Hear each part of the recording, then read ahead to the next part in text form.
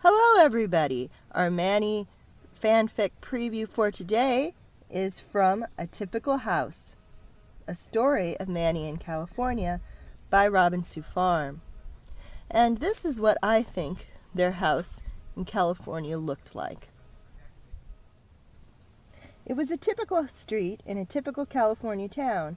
It was never meant to be a dream house, a forever house. It was a someplace to live house, a fresh start house, and their finances had been up and down so much in the last 10 years before they bought it that they had to have her father co-sign the loan.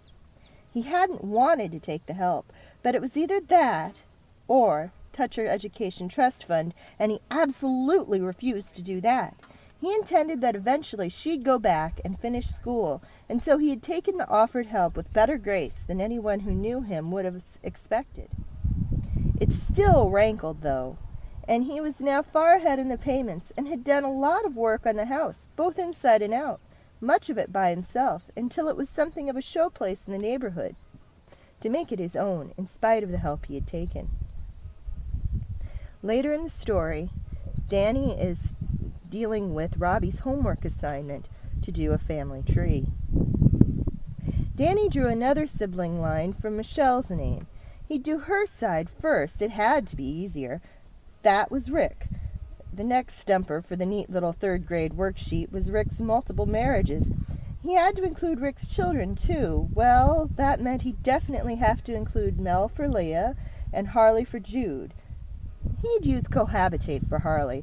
Harley and Rick had lived together after all, even if it was after the fact, but it looked a heck of a lot better on the poster than drunken one-night stand. How many other times had Rick even been married? Most of them had been before he met Michelle, and he wasn't even sure he had a firm fix on the count. No wonder, he thought wryly, Rick believed that Michelle and I could find other spouses. He certainly always did. And Danny could leave it as it was, but then he thought about Abby. She'd fallen out of their lives, busy with her work on behalf of the deaf, her new life in Washington, and they were too close to Rick in her heart for them to be easy together anymore. She still sent birthday cards and presents for the children, and a nice, newsy letter every Christmas, all of which he noted she still signed Abby Bloom Bauer. Abby had been like a sister to Michelle. Abby had been one of Michelle's family that Danny had felt the closest to. She'd been great. Yes, Abby deserved to be remembered, even if it was only on poster board, but that was enough. He added another to his list of rules. Rule 2. Listing 3 marriages is enough. Another line, and then he wrote down Maureen's name. Maureen Reardon Bauer, who would have loved me, he automatically added. Michelle was always saying that. He hoped it was true. He'd grown to love Maureen, as Michelle had slowly made her presence in their lives as real to him as she was to Michelle. He often thought the same thing about Papa, that he would have loved Michelle, but he never said it, because he didn't know if the belief would stand even being said aloud. How much did he really understand about his father? So many contradictions within the man and what he knew about him. He hoped it was true, and he enjoyed thinking it was. He returned to his task, but then again he paused. Maureen's siblings, the Reardons, it seemed to him that there had been dozens of them, most of whom he'd never even met. They'd take a whole poster board of their own.